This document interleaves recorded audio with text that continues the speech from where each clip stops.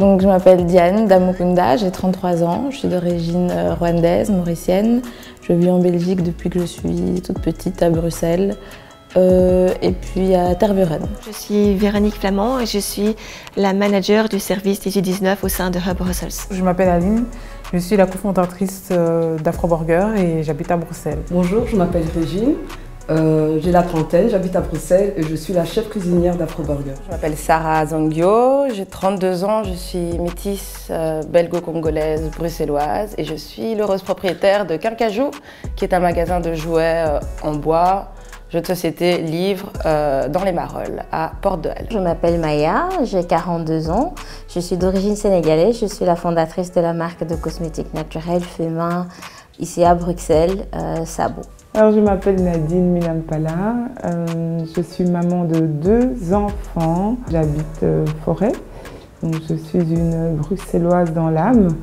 Je suis née à Ixelles et donc je travaille à Ixelles. J'ai la fonction de coach entrepreneurial et de coordinatrice d'un projet, un dispositif d'accompagnement d'entrepreneurs. Bonjour, je m'appelle Danielle Caron, je suis Business Development Manager chez Finance et Invest Brussels. Bonjour, moi c'est Karine Aubin, je suis en fait la fondatrice du concept Pimp Your Beauty, qui est en fait un concept d'institut mobile. Le but est en fait d'emmener l'institut de beauté, l'institut de soins, finalement là où se trouve le client. Je m'appelle Eleonore Laming, je travaille chez Microstart.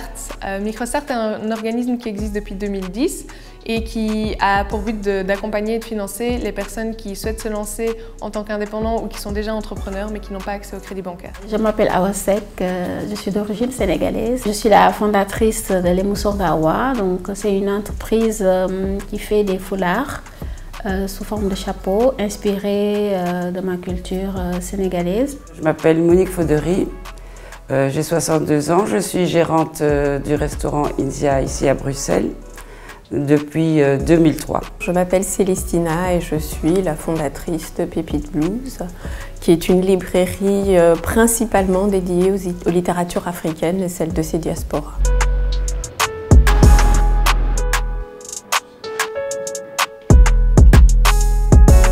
Mon parcours dans tout ce qui est cosmétique est assez...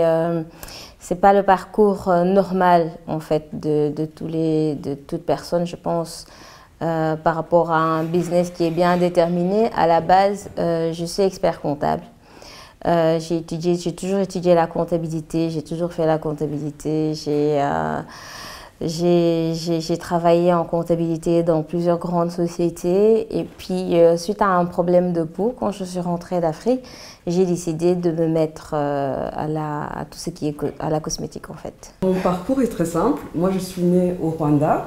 J'ai grandi au Rwanda jusqu'à l'âge de 10 ans. Ensuite les événements ont fait que voilà, j'ai dû voyager un peu partout en Afrique et pour aboutir ici en Belgique.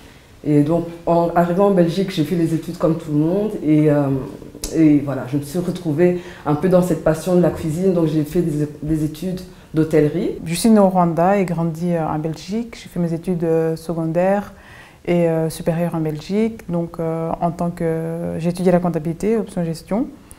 Et par après, donc, j'ai travaillé normal après le diplôme dans plusieurs sociétés. Moi, j'ai fait des études à l'ULB, ici à Bruxelles, centrées sur les langues, l'histoire et les religions. Donc, j'étais pas du tout destinée à travailler dans le jouet ou à être indépendante à la base. Pour l'anecdote, je travaillais en tant que jobiste à Quincajou pendant une partie de mes études. Parce que Quincajou est une boutique qui a une vingtaine d'années plus ou moins. Et ayant terminé mes études, j'ai voyagé, j'ai travaillé dans le social. J'ai d'abord commencé dans l'événementiel. J'ai travaillé comme assistante et coordinatrice de projet dans l'événementiel pendant pas mal d'années. Donc ça a été mon premier boulot, je veux dire. Ensuite, j'ai travaillé avec mon compagnon qui, lui, avait commencé une société, un business dans le transport et la logistique. Et je l'ai en fait aidé à structurer un peu, à mettre en place sa société. Et puis j'ai travaillé dans le secteur des parfums et cosmétiques pour la société Sky Shop, qui est l'actuelle IDF. C'est en fait donc la société qui gère la majorité des magasins à l'aéroport de Zaventem. J'ai un parcours assez atypique. Quand je dis assez atypique, j'ai fait mes études au Sénégal. Je suis née au Sénégal, j'ai grandi là-bas, j'ai eu mon bac et puis je suis partie à l'université Gaston Berger de Saint-Louis où j'ai fait des études de droit. Puis en 2000, je suis partie à Bordeaux pour faire un master en droit du travail. Je suis arrivée en Belgique, mais plutôt par accident, parce que j'ai rencontré celui qui est aujourd'hui mon mari. Et j'ai continué à travailler pas forcément dans mon domaine, parce que tout ce qui est la mode, la création, vraiment c'est quelque chose qui était en moi, que je voulais faire quand j'avais mon bac, mais il n'y avait pas encore d'institut supérieur des arts ou de design. Et vous savez, hein, en Afrique ou au Sénégal, d'où je suis née en particulier, dire à un parent « je voudrais être styliste », ce n'était pas bien vu, donc il fallait faire des études. Et donc arrivée en Belgique, j'ai travaillé donc dans les ressources humaines, dans le marketing. J'ai entrepris des études universitaires qui m'ont orientée vers l'enseignement. Et j'ai ensuite eu le projet de Pépite Blues, de créer Pépite Blues et de suivre cette voie-là. Et c'est ensuite de cette manière-là que ça a imposé l'entrepreneuriat et pas l'inverse. Dès la création du premier restaurant, j'ai beaucoup travaillé avec ma mère, je l'ai beaucoup aidée. J'ai eu aussi des amis qui étaient dans la restauration, donc c'est quelque chose que je connaissais assez bien. Entre les deux, après mes études secondaires, j'ai fait un peu de mannequinat et puis j'ai travaillé avec des artistes comme assistant de presse ou bien assistant tour manager. Fin des années 70, le restaurant a déménagé à Kinshasa. Il y est resté jusqu'en fin des années 90, fin des années 80, puisque ma mère, après les pillages, donc, sont revenus tous en Belgique et c'est là qu'on a repris Restaurant Inzi à Bruxelles. J'ai fait des études de relations publiques à Louvain-la-Neuve. Disons que j'étais partie dans l'idée de faire quelque chose comme du journalisme ou de la communication en général. Mais j'ai toujours eu un attrait pour le maquillage, pour le monde de la beauté, de la mode, etc. Et à la fin de mon parcours universitaire, je me suis intéressée vraiment aux questions de la beauté, de la représentation de la beauté des femmes noires et métissées à Bruxelles, en Belgique. Et donc j'ai fait mon mémoire sur la disponibilité des produits pour ce type de peau. En m'intéressant à ces questions, j'ai décidé de faire ma formation de maquilleuse professionnelle auprès de Yann Wallane. Et à ce moment-là, je pensais travailler dans des magasins, un magasin de maquillage et éventuellement d'amener mon bagage en communication et en relations publiques lié à mes skills sur le terrain pour me travailler finalement dans les bureaux, dans le département peut-être marketing ou quelque chose comme ça.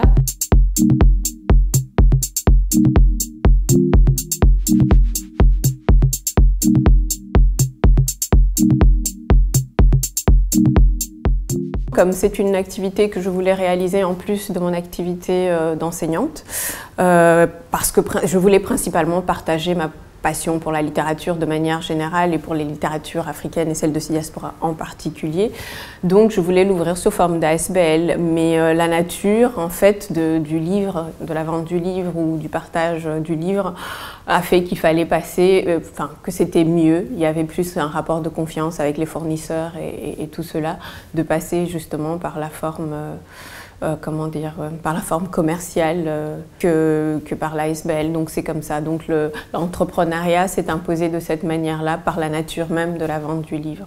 J'étais pas satisfaite de la liberté que j'avais en tant que salariée à l'époque. Et donc petit à petit, l'idée d'être indépendante a commencé à mûrir dans mon esprit. Et pendant cette période donc, de réflexion, le hasard a fait que le patron de Quincajou m'a contacté, alors qu'on ne s'était plus contacté depuis des années et des années. Et je me rappelle très très bien de ce coup de fil, c'était un dimanche après-midi en décembre 2018.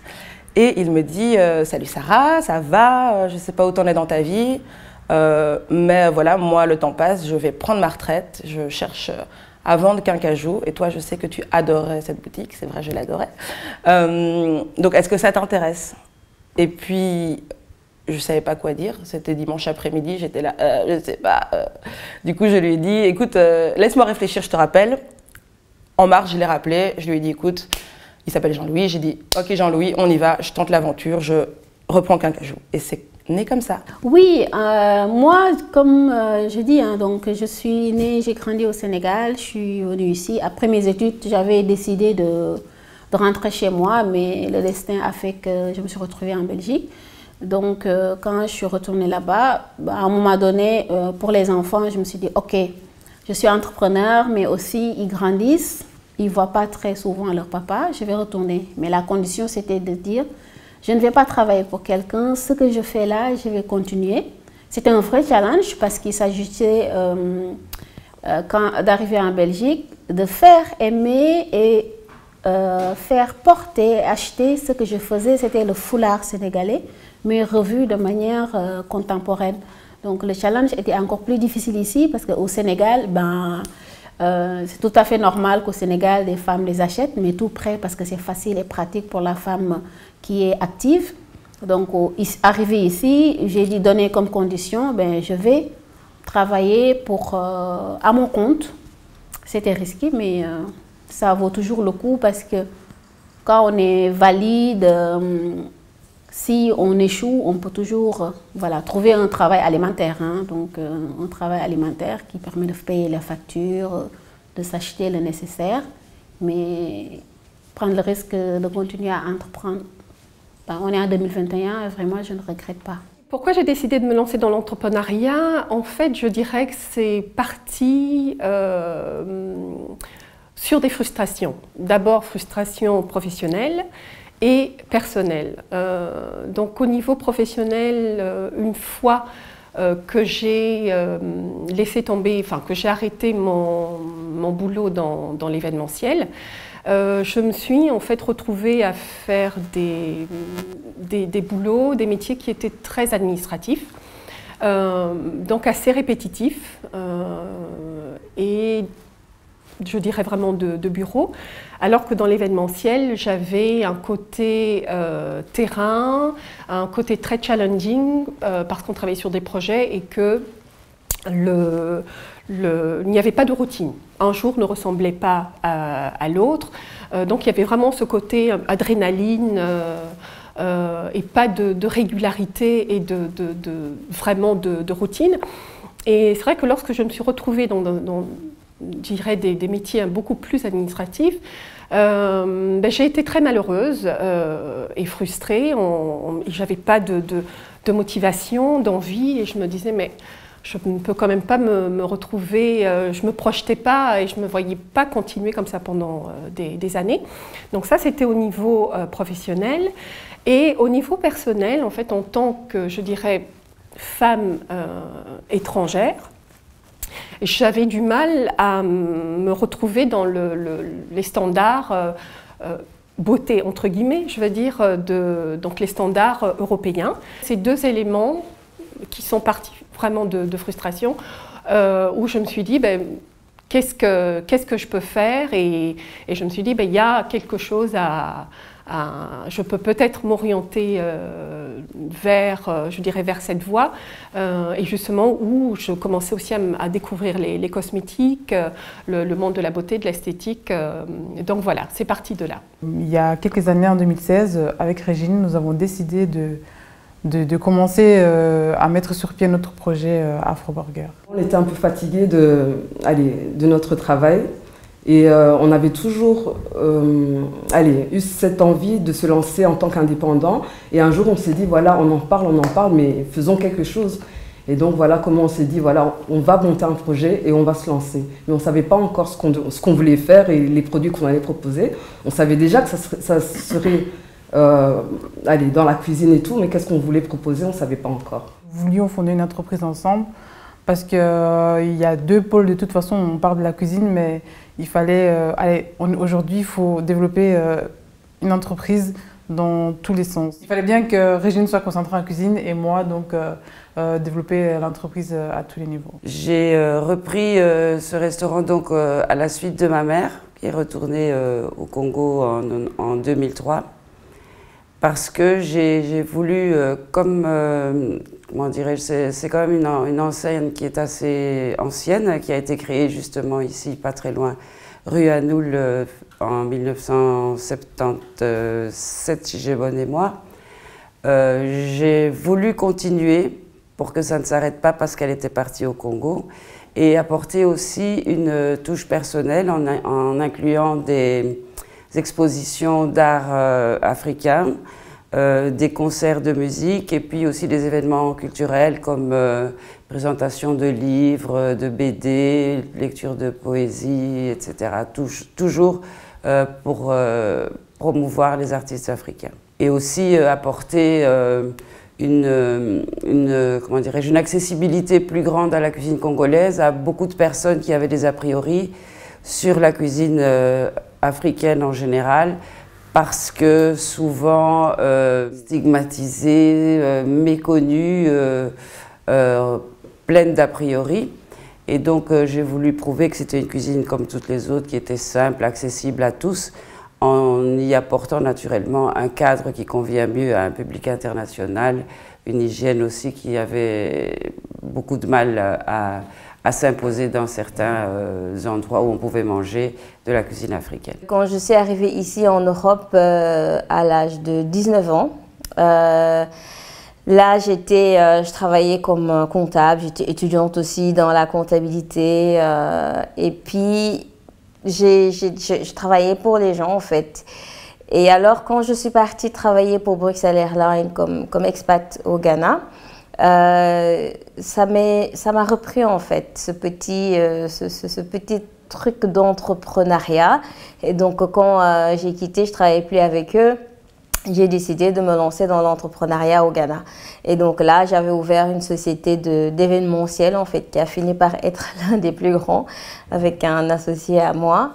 Et alors, je me suis dit, quand je suis rentrée en Belgique, je me suis dit, de toute façon, je dois continuer dans l'entrepreneuriat parce que pour avoir un vrai impact, il faut être entrepreneur. En tant qu'employé, on ne peut pas avoir d'impact. Nos champs d'action sont beaucoup trop limités. En fait, je voulais apporter des vraies solutions en termes de communication et de marketing pour que les clientes et les femmes aux peaux noires et métissées se sentent représentées, se sentent prises en compte en fait, dans l'industrie du maquillage. Et très vite, je me suis rendu compte que ce n'était pas une transition qui allait être possible au sein de l'entreprise dans laquelle je travaillais. Donc on pouvait évoluer en tant que make-up artiste, manager, enfin assistant manager, donc au sein du shop.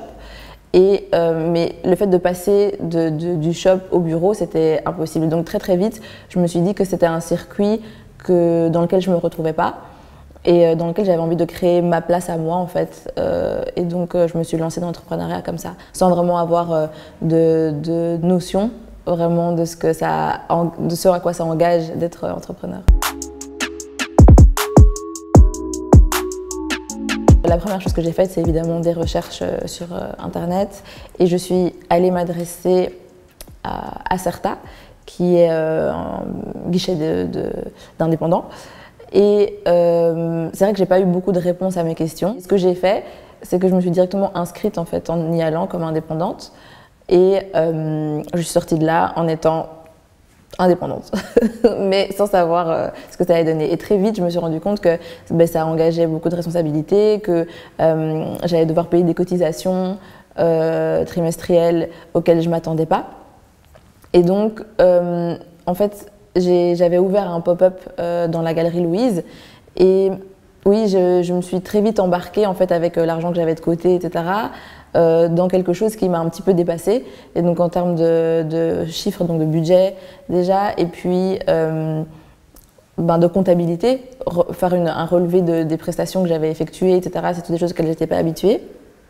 Et donc j'ai fait marche arrière. Donc je suis restée indépendante quelques mois, le temps de me ruiner totalement. Et ensuite, je me suis désinscrite. Et j'ai passé une période un petit peu latente comme ça, où j'étais plus vraiment indépendante. Après m'être désinscrite, je me suis adressée à Hub Brussels, qui portait un autre nom à l'époque, mais je ne m'en souviens plus. Et eux m'ont dirigée vers le guichet d'économie locale de Bruxelles. Et j'ai rencontré une personne formidable, Ibtissam Omari, qui m'a vraiment guidée dans tout ce que je devais savoir, en tout cas du point de vue financier, pour reprendre les choses convenablement. Le DG19 est le service régional d'information et d'orientation pour tous ceux qui entreprennent à Bruxelles. Donc dans les faits, effectivement, la partie information, c'est donner l'information à tout Bruxellois qui a un projet d'entreprise, quel qu'il soit, sous quelle forme que ce soit, ou qui a déjà une entreprise et qui se pose des questions. Alors ces questions, ça peut être de l'ordre des autorisations, des permis, des questions de financement, de subsides, des questions juridiques, donc toutes questions. Donc ça, c'est la partie information. Et puis on a la partie orientation, et donc effectivement, c'est aussi guider les personnes vers tous les organismes d'aide qui existent à Bruxelles. Il y en a beaucoup, mais parfois il y en a tellement qu'on est un peu perdu, et donc on est là aussi pour orienter vers les bons services, que ce soit de l'accompagnement, du financement, des subsides, tout service qui peut aider la personne qui veut entreprendre. Notre spécialité, c'est vraiment la pré-création. Donc ça, c'est véritablement notre périmètre d'action. Donc passer de l'idée au projet, travailler sur son projet d'affaires si on veut questionner un de ces aspects. Nous ne faisons pas de post-création, sauf pour les anciens entrepreneurs avec lesquels nous avons déjà travaillé. Les personnes qui ont un projet, une idée de projet, se sentent souvent seules au niveau de leur projet, dans la tête, et elles ont besoin de sortir de leur isolement, elles ont besoin de sortir chez elles, et donc pas uniquement se mettre dans un quotidien professionnel, mais surtout sortir de chez elles et rencontrer des gens. Ainsi est né le projet d'espace coworking qui permet à toute une série de profils divers d'occuper un espace en coworking. J'ai été au guichet d'économie locale de Dansart et j'ai eu la chance de tomber sur Myriam qui a été super et qui m'a accompagnée dans comment dire, la mise en forme du projet, notamment en ce qui concerne le business plan. J'ai arrêté de travailler chez Belgian Sky Shops et je me suis formée bien sûr en esthétique, mais j'ai également été accompagnée par Féminin PME, ou Féminin Preneur, je ne me souviens plus exactement du nom de l'association, qui aidait justement les femmes qui avaient des projets ou des idées pour donc les aider à concrétiser, à mettre sur pied leur projet, justement à voir si c'était réaliste, leur donner des pistes, les former, que ce soit, je veux dire, pour un business plan, un pitch, etc. Donc c'était vraiment une formation qui a duré, je crois, pendant 2-3 mois, si je ne dis pas de bêtises, bon, ça remonte quand même à quelques années. Donc il y a eu cet accompagnement-là, je dirais, et bien sûr une formation en esthétique. On ne savait pas où on mettait les pieds, Google est ton ami à ce moment. Donc on commence à regarder sur Internet les structures d'accompagnement, de bouche à oreille, on commence à approcher des personnes qui ont des restaurants ou des food trucks, des mails, des contacts via les réseaux sociaux. Et voilà, et tout doucement, en fait, on s'est fait notre petit réseau et on a continué ainsi. Fin 2019, nous avons donc, toujours en se renseignant à gauche et à droite, nous sommes tombés sur le projet Cocotte de chez Hub Brussels. En fait, c'est un incubateur Horeca, donc, qui donnait aux porteurs de projets Horeca un restaurant tout fait. Il fallait juste passer les épreuves en cuisine, et aussi défendre son dossier devant un certain nombre de jurys. Et donc, ce que nous avons fait, nous sommes sortis les premières d'ailleurs, et voilà, donc nous avons occupé ce restaurant de mars à septembre 2020. Ce qu'on a retiré de cette expérience, c'est qu'on s'est rendu compte que voilà, ce qui nous convenait vraiment le mieux, c'était d'avoir un restaurant fixe, non seulement pas seulement que pour nous, mais pour notre clientèle qui réclamait souvent, voilà, on a envie de manger chez vous, assis à une table, venir en famille. Oui. Et malheureusement, cette expérience, on n'a plus que l'expérimenter à 50%, vu qu'on est tombé directement en confinement, je pense une semaine après l'ouverture du pop-up. Mais on a réussi quand même à profiter de cette expérience pour savoir ce qu'on voulait vraiment, si ça nous convenait, si on pouvait y arriver, quoi. Alors, Hub Brussels est l'agence d'accompagnement des entreprises en région de Bruxelles-Capitale. Donc, effectivement, il y a toute une série de métiers au sein de Hub, dont les métiers d'accompagnement, comme le nom le dit, donc d'accompagnement dans certains métiers spécifiques ou pour des projets d'une certaine importance.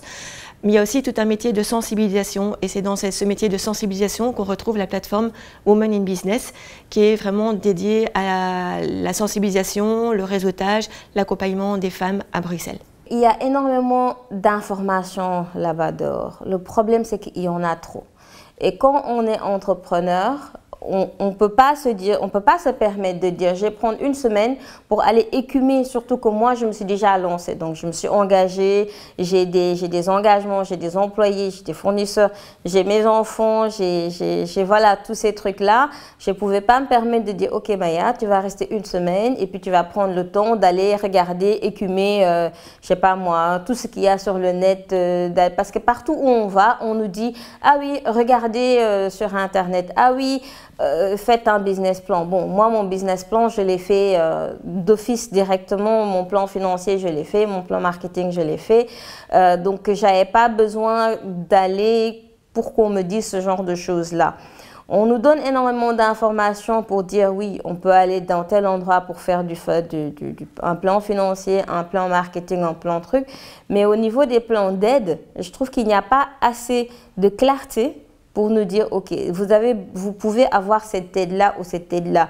Et des fois, on peut avoir cette aide, mais quand on y va, il y a tellement de conditions qu'on doit réunir que finalement, on se dit, tu sais quoi, laisse tomber. Il existe suffisamment de possibilités d'aide, d'actions qui sont menées pour favoriser l'entrepreneuriat à Bruxelles, mais il y a un gros souci de communication. De fait, les informations nécessaires qui permettraient à tous d'oser entreprendre ne passent pas chez tout le monde. Et donc je pense que nous, l'associatif, on a un vrai rôle à jouer à ce niveau-là, c'est vraiment d'être l'intermédiaire pour permettre à tous d'avoir accès à l'information. Microstart a pour but de promouvoir le droit à l'entrepreneuriat pour tous. Donc peu importe la position sociale ou les études que la personne a faites ou son origine. Le but de ces programmes spéciaux, c'est de donner l'information et le droit à l'entrepreneuriat à toutes les personnes qui sont en Belgique et qui souhaitent créer leur propre emploi. Et pourquoi est-ce que c'est important? Parce qu'en général, les personnes qui arrivent en Belgique n'ont pas accès à l'information directement ou parfois ont de l'expérience en tant qu'indépendants dans leur pays d'origine qui n'est pas valorisée ou qui n'est pas reconnue ici. Et Microstart permet à ces personnes-là de démarrer leur propre business, de leur donner le coup de pouce nécessaire pour créer leur propre emploi. Il y a 2 ans et demi, nous avons un nouveau CEO qui est Pierre Herman. Pierre Herman tout de suite s'est attelé à la tâche en développant avec d'autres acteurs de notre écosystème, que ce soit BC, la Chambre de commerce, que ce soit le 18-19, Bruxelles, pour voir quels sont les thèmes qu'on veut développer dans la région bruxelloise, qu'est-ce qui est important non seulement pour notre image, mais aussi pour encourager et stimuler les différents managers et acteurs de nos sociétés et indépendants.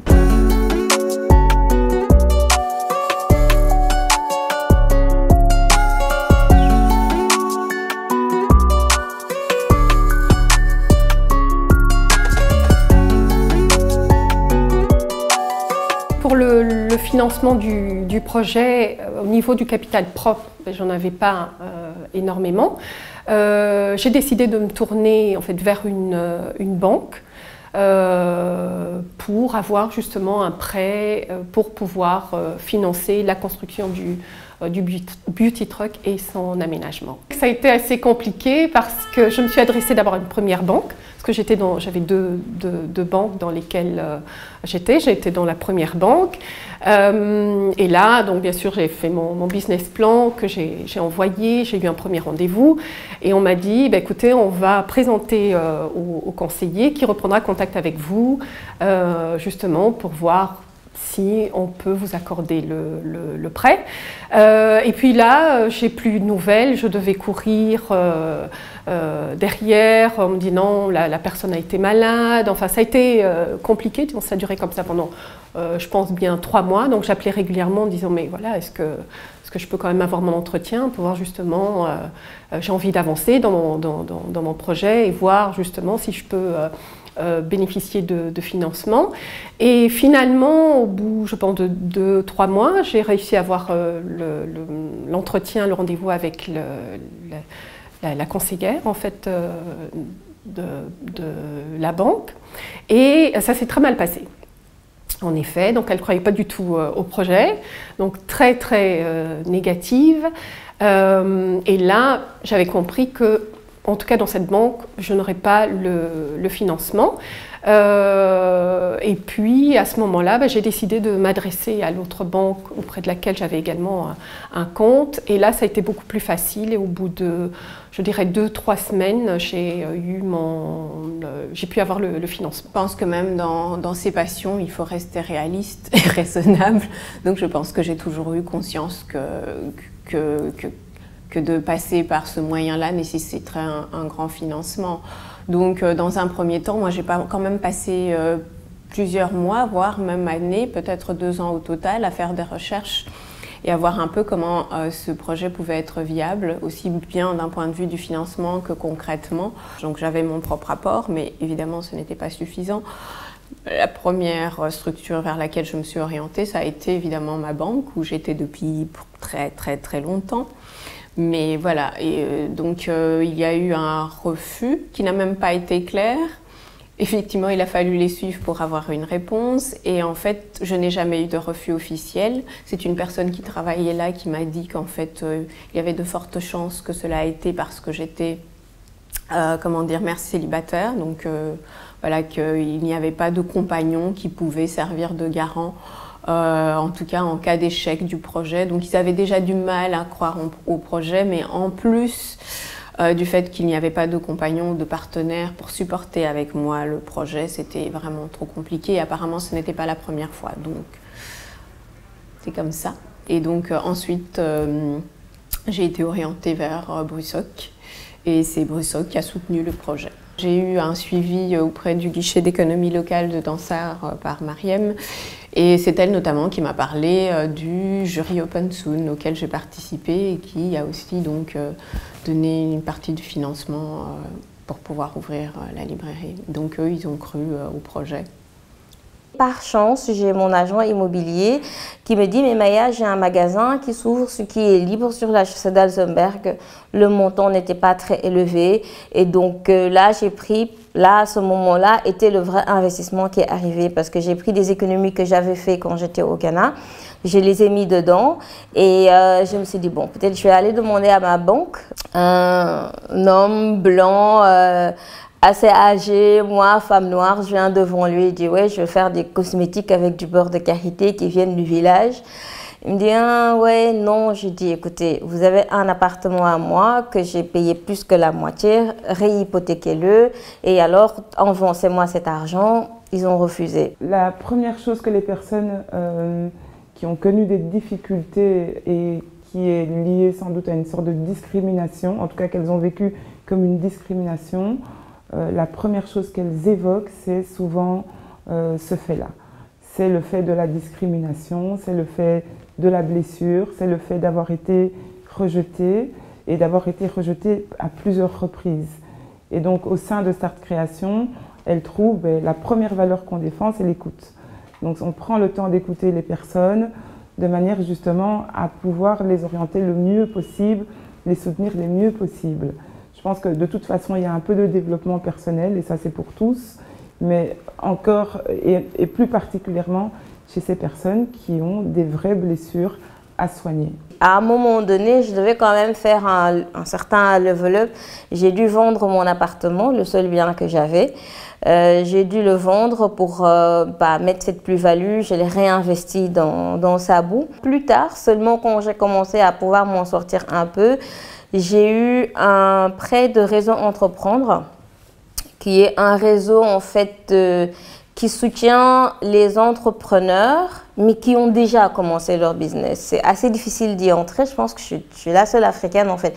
Quand j'ai rentré, j'étais la seule noire. Et donc, j'ai eu un prêt d'honneur de 15 000 €. Ils m'ont rien demandé comme garantie, ni rien, juste mon honneur que je vais leur rembourser. Et donc, je devais le rembourser 1 an plus tard.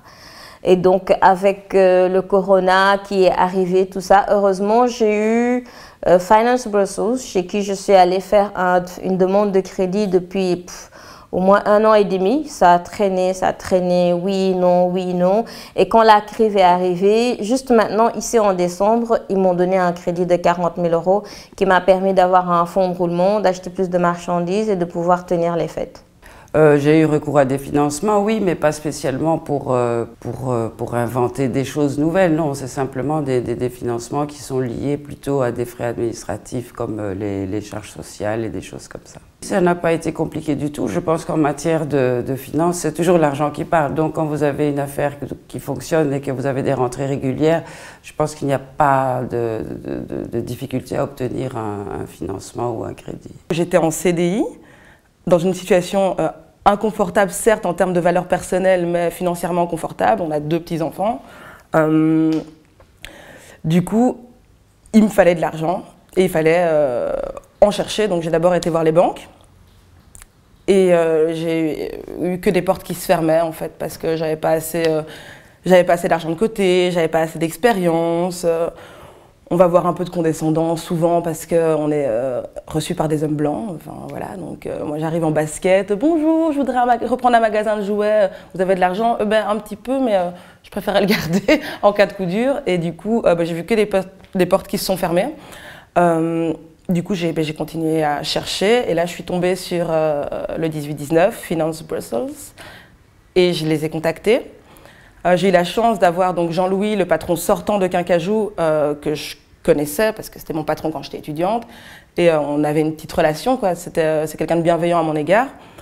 Et donc lui m'a accompagnée pour faire le business plan. Il avait un ami comptable qui a monté un dossier, donc on a monté le dossier à 3. Et j'ai, avec ce beau dossier, été voir Brussoc parce que je savais qu'eux pouvaient me prêter de l'argent malgré que je ne pouvais pas faire d'apport financier conséquent ou quoi. Et donc je suis tombée sur Ahmed, que je remercie, qui m'a accompagnée dans ce projet et qui s'est d'emblée montré bienveillant, sérieux, donc très pro, mais confiant en disant « Ok, bon, ton truc là, ça va peut-être pas être hyper cohérent par rapport au projet, mais si tu mets ça comme ça, c'est une sécurité en plus. » Enfin bref, on a un petit peu adapté le truc. Et ça a été très très vite. Donc en mars, j'ai pris la décision de prendre Quincajou. Et le 1er juillet, c'était mon premier jour en boutique. Donc ça a été relativement vite parce que mon dossier était solide. J'ai un peu de chance parce qu'on avait un peu d'économie. Mais en essayant de voir, ok, on ne va pas mettre toute l'économie privée donc, pour lancer la boutique. Je me suis renseignée, mais j'ai vu que voilà, c'était un peu difficile pour des entrepreneurs comme moi. Quand je dis comme moi, c'est entrepreneurs noirs, d'origine africaine ou d'une manière générale, des personnes non blanches. Parce qu'il faut dire qu'il y a des problèmes de confiance. Et ça, j'aimerais bien vraiment de plus en plus comprendre parce que c'est un préjugé qui persiste quand même. Et pour trouver... Quelqu'un m'a dit qu'il faut trouver un associé qui est blanc. Les demandes de financement, de crédit auprès des banques passeront mieux. Et donc moi je leur ai dit, non, voilà ce que je fais, mon projet, je suis la seule donc à comprendre, je viens de commencer. Pourquoi j'ai besoin d'une personne blanche qui, par exemple, moi j'ai les compétences, j'ai tout, pour réaliser mon projet ou débuter. Et la recherche d'espace a été difficile. Et donc, on a décidé, j'ai démarré avec des fonds propres, entièrement des fonds propres. Donc, parce que les portes pour avoir un financement en tant que femme noire, voilà, ça c'est difficile. Je pense que MicroStart est un acteur incontournable pour les personnes qui ne savent pas par où commencer, puisque une de nos missions est l'accompagnement. Donc on va aider les personnes qui souhaitent se lancer en tant qu'indépendants mais qui n'ont pas l'information et qui ne savent pas où démarrer pour lancer leur projet. Une autre de nos missions, c'est le financement également. Et donc, on va financer des personnes qui n'ont pas accès au crédit bancaire pour lancer leur projet.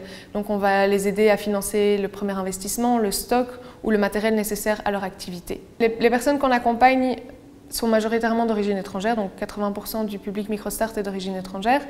La majorité des personnes qu'on accompagne, c'est les petits indépendants avec des projets très liés à l'économie réelle, donc des petits commerces, on fait du financement jusqu'à maximum 25 000 €. Mais quand c'est le cas, quand la personne a un besoin de financement supérieur, on essaye de la réorienter vers le partenaire adéquat. Et donc si c'est une banque, on fera le nécessaire pour que cette personne ait un entretien avec le conseiller bancaire et puisse avoir accès au financement dont elle a besoin. À la suite de mes entretiens avec Ibtissam, qui m'a vraiment accompagnée dans l'élaboration de mon plan financier, donc le business plan était déjà fait et on l'a retravaillé ensemble, mais la partie financière, elle nous a vraiment beaucoup aidé. Et donc à ce moment-là, il était effectivement question de financement et on a fait un dossier qu'on a soumis à plusieurs banques et donc finalement j'ai fini par obtenir un prêt bancaire. Mais c'est vrai que c'était compliqué parce que c'est un domaine qui ne fait pas partie, je pense, des points les plus, comment je dirais, clair pour mes interlocuteurs à ce moment-là. Donc en général, je me suis retrouvée face à des banquiers qui avaient très peu de notions justement du secteur de la beauté. Si c'est pas très standardisé comme la coiffure ou un salon d'esthétique, voilà, ce sont des choses claires qui existent depuis toujours et donc ça aurait été assez évident. Mais là, je voulais venir avec un concept dont eux n'avaient aucune idée et donc c'était assez difficile de les convaincre parce qu'ils étaient donc persuadés qu'il n'y avait pas de demande. C'était compliqué mais finalement j'ai obtenu un prêt bancaire et c'est vrai que je voulais un prêt bancaire plutôt qu'une autre forme de financement parce que je préférais la simplicité du processus. On demande un prêt, on le reçoit et puis on le rembourse. En fait, au départ, on avait le projet mais on n'avait pas du tout les fonds pour faire ce qu'on voulait. Donc, on avait parlé d'avoir un restaurant, mais comment arriver à avoir ce restaurant-là? Et donc, en faisant un peu notre étude, on s'est rendu compte que voilà, un food truck, c'était accessible financièrement parlant. Et comme nous n'avons rien, eh ben, on s'est dit, voilà, on va se diriger un peu vers le food truck. On va voir si on y arrive déjà. Et puis, le but final est d'arriver à avoir un restaurant. Nous avons commencé par acquérir une remorque que nous attachions. Donc à l'époque, Régine avait une petite voiture, on l'attachait dessus. Et en fait, là, cette remorque, la famille nous a aidés. Vraiment, chaque personne, chaque membre de la famille a apporté quelque chose. On a pu acquérir cette remorque.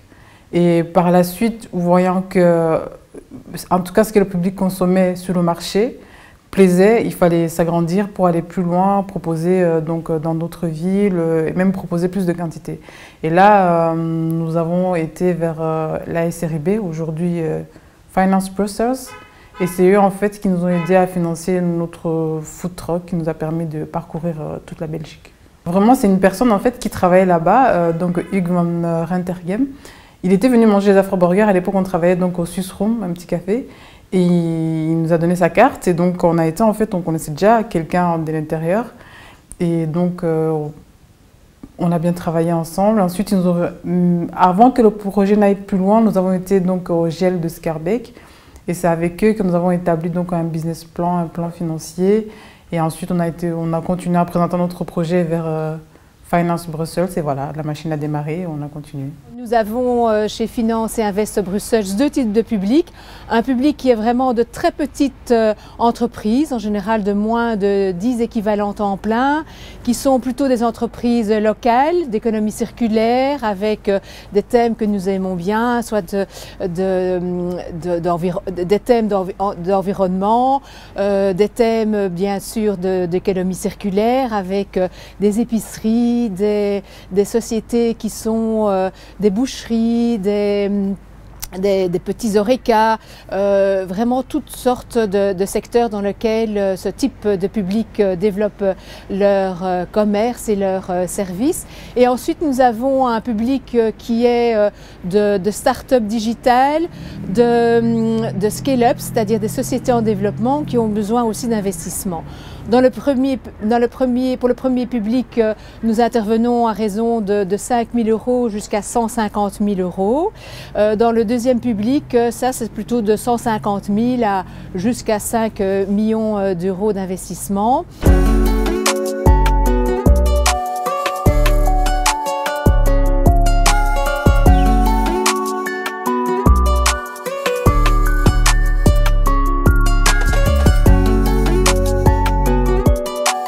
Le monde du jouet, comme beaucoup de monde, la plupart des milieux, est un milieu masculin et c'est aussi un milieu qui est très blanc.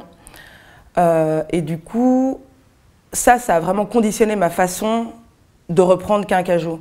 C'est-à-dire que quand j'ai commencé, donc je me rappelle très bien mon premier jour à Quincajou, les clients rentraient et disaient je connais le patron ou je connais la patronne ou je vais attendre de pouvoir parler au responsable. Enfin, donc à chaque fois, je devais dire oui, mais c'est moi la patronne, c'est moi la responsable. Et donc, c'est certain qu'on va être en porte-à-faux avec l'image qu'on s'attend à recevoir quand on parle de, au final, chef d'entreprise, même si j'aime pas trop ce terme-là, mais au final, une personne qui va gérer de A à Z une boutique, un commerce. Il n'y a pas un patron derrière qui va faire l'administration, gérer la compta, etc. Oui, en tant que femme noire, jeune, avec une apparence et une manière de s'exprimer, une manière de se tenir un petit peu décalée, oui, on va avoir des gens qui sont là, c'est à vous, je ne m'y attendais pas, ou ok, c'est vous, excusez-moi, t'es là. Donc oui, voilà, on peut avoir des petites réflexions comme ça. C'est vrai que nous, on a eu ces clichés là où on se présente, on dit, voilà, vous cherchez un restaurant dans quel quartier, Matongé, ça serait bien pour vous. Et très vite, nous, on savait ce qu'on voulait, on s'est dit, enfin, je dénigre pas du tout Matongé, mais voilà, on a un public cible qui est plutôt cosmopolite. Et voilà, Matongé, c'est un peu allez, j'ai envie de dire de se refermer alors qu'on veut un peu toucher tout un public en Europe. Bon, Matongé, on a essayé en fait. Avec le food truck, on s'est dit, voilà, on n'a pas la science infuse. On a été avec le food truck et franchement, ça n'a pas du tout marché. Donc voilà, on a arrêté. Vers les financements, il y avait effectivement cette phrase qui revenait souvent, mais pas seulement des financements, et puis d'autres personnes à qui j'allais justement interroger, parce que j'ai fait évidemment une étude de marché. Il y avait évidemment cette idée que la littérature africaine et diasporique était très niche, et trop niche même, plus que très niche, trop niche, et qu'il y avait le risque que ça ne marche pas. Il y avait ça, il y avait aussi une idée qui m'horripile et que d'ailleurs Pépite Blues démontre le contraire, c'est de dire que les personnes d'ascendance africaine ne lisent pas. Donc une des choses qui était importante pour le projet, c'est qu'il n'était pas seulement adressé, en tout cas je vais peut-être le reformuler, qu'il n'était pas uniquement adressé aux personnes d'ascendance africaine, mais que en fait le déroulement aujourd'hui de Pépite Blues montre que ce n'est pas tout à fait le cas parce qu'il y a beaucoup de personnes d'ascendance africaine qui viennent. Personnellement, je n'ai pas ressenti de frein par rapport au fait que je sois une femme métissée. Je dirais, il y a peut-être eu, mais en tout cas personnellement, je ne l'ai pas ressenti en tant que telle. Je veux dire que ce soit lors de l'accompagnement que j'ai eu ou auprès des banques, etc. Donc je n'ai pas senti en tout cas de frein personnellement par rapport à mes origines en tant que femme métissée. Pour les recherches, je ne voulais pas, quand j'appelais en fait, on me proposait tout le temps donc, dans le quartier Matongé. Je ne dis pas que c'est un quartier qui n'est pas bien, c'est vraiment un très beau quartier. Mais les gens, voilà, quand je dis même jusqu'à présent, j'ai une boutique, j'ai un showroom, dans le quartier Matongé, c'est très cliché. Et arrivé donc dans les lieux, dans la Galerie Louise, j'ai visité, c'était super. Je lui ai dit, ok, c'est bon. Donc j'appelle, ils me disent que voilà. Même avant, donc ils me disent oui, ici on ne cuisine pas, ici vous faites quel genre de vêtements. Donc j'explique que je suis créatrice, je fais des accessoires pour la tête. J'ai aussi une marque de vêtements, AOB, qui fait des vêtements avec de la broderie traditionnelle. Donc elle me disait voilà, on ne vend pas de nourriture, on ne cuisine pas, vraiment des choses. Moi je savais pourquoi elle le disait, mais voilà, donc j'ai compris. Donc j'appelle, on me dit l'espace est loué. Donc sachant ce à quoi donc on est confronté, même si on ne le dit pas, mais quand même on reste persévérant. Donc j'ai appelé une amie, une italienne, une amie d'origine italienne, qui a appelé, on lui a dit, ah oui, l'espace est libre, vous pouvez venir visiter, donc le lendemain même. Alors, donc j'ai pris note. Ça m'est arrivé encore, ça m'est arrivé plusieurs fois. J'ai introduit un recours auprès de l'UNA, mais bon, comme les 9/10 des recours contre discrimination au logement ou de racisme ou autre, ben, ça n'a pas abouti parce qu'on m'a dit oui, il fallait ça. Il n'y a rien qui montre que la société, les valeurs de la société, mais voilà, donc ça c'est le quotidien de tous les entrepreneurs. Donc quand j'étais à la recherche de partenaires et de sponsors, par exemple, pour la promotion de l'ouverture de mon salon, j'avais participé au salon du mariage africain et je voulais vraiment reprendre tout l'espace VIP en proposant différentes prestations pour les futurs mariés. Et par exemple, à ce moment-là, j'ai dû rechercher des sponsors et c'est vrai que dans les conversations, on me tutoyait régulièrement, tout le temps. Il a été question aussi à un moment donné, l'un des sponsors, d'appeler un autre partenaire pour lui proposer mon projet et de lui dire au téléphone « Ah oui, j'ai une petite blacounette sympa, tu devrais la rencontrer ». Alors, ce n'était pas négatif dans le propos, mais directement, on n'est pas sur le même pied d'égalité, j'ai envie de dire, pour avoir une négociation en termes business, dès le moment où ton interlocuteur te tutoie et te voit comme une petite blacounette sympa. Et donc, oui, ça a été assez récurrent dans mon expérience en tant qu'entrepreneur.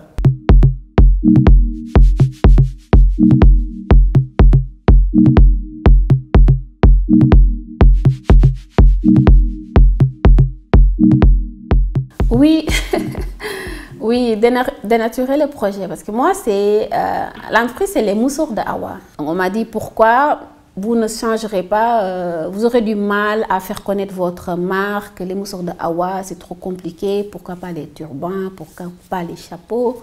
J'ai dit, il y a quelque chose, quand je dis Moussour, je fais référence à mon pays d'origine, le Sénégal. Si quelqu'un dit je suis chapelier ou je suis modiste, parce que dans le langage de la mode, c'est vraiment qu'on va dire styliste, designer, directeur artistique, il y a modiste.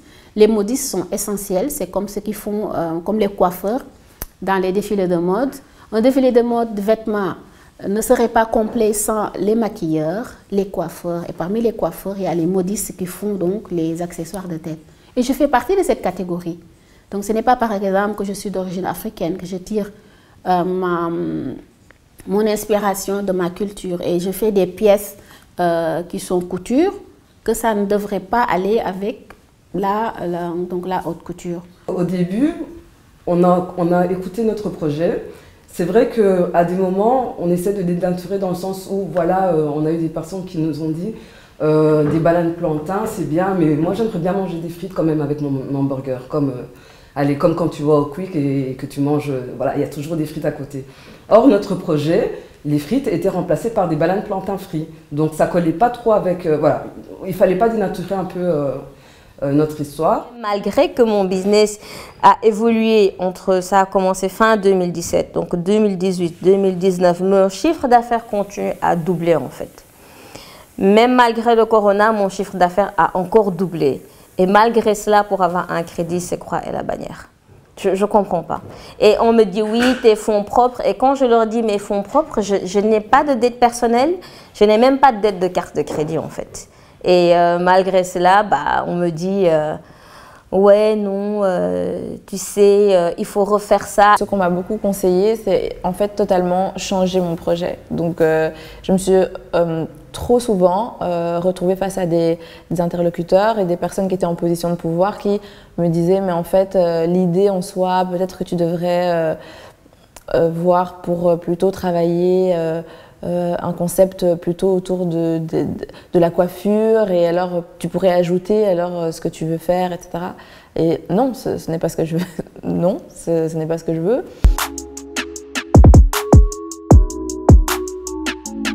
Grâce à la Fondation Chanel, ils nous permettent de mettre en place un accompagnement spécifique pour les femmes. Ils nous permettent de voir comment booster l'entrepreneuriat au féminin. Grâce à eux, on a chaque année la Women Entrepreneur Campaign, donc c'est une semaine dédiée à l'entrepreneuriat féminin pour aider justement à augmenter ce chiffre de 31% qui n'est pas suffisant. Alors près de la moitié des demandes qu'on reçoit sont des demandes de femmes qui veulent entreprendre ou qui sont déjà entrepreneuses. On est un tout petit peu en dessous de 50%, mais on est presque à 50%. Au sein de Hub Brussels, il y a la plateforme Women in Business qui regroupe toutes ces initiatives spécialement dédiées aux femmes. Nous sommes en train de réaliser un nouveau projet qui s'appelle We Share Best Practices, axé vraiment sur l'accompagnement des femmes. C'est un projet pilote qui est soutenu par Equal Brussels et qui commence d'ailleurs le 1er mars 2021. Et donc l'idée, c'est vraiment de permettre dans une première phase à toute une série de femmes et spécifiquement qualifiées, donc des femmes d'origine étrangère mais qui sont qualifiées, souvent dans leur pays d'accueil, mais qui n'ont jamais pu vraiment valoriser leurs acquis professionnels. Ça va leur permettre justement de se reconnecter à leurs talents et de reconnaître leur envie latente qu'elles n'ont pas toujours osé exprimer, que ce soit devant un opérateur de l'entrepreneuriat ou même devant un opérateur de l'insertion socio-professionnelle.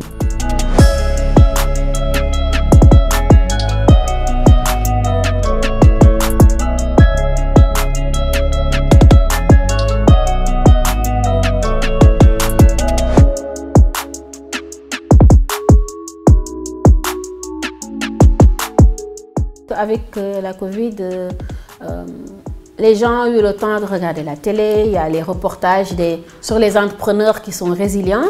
Donc moi, j'adore regarder la une. J'ai remarqué que pour les entrepreneurs résilients dont ils montrent l'exemple, pour le moment, je n'ai pas encore vu d'entrepreneur qui me ressemble. Et pourtant, ils doivent savoir que moi, je suis dans la mode, mais il y en a d'autres qui sont dans les finances, que ce soit donc dans les transformations ou voilà, dans les nouvelles technologies, dans différents domaines.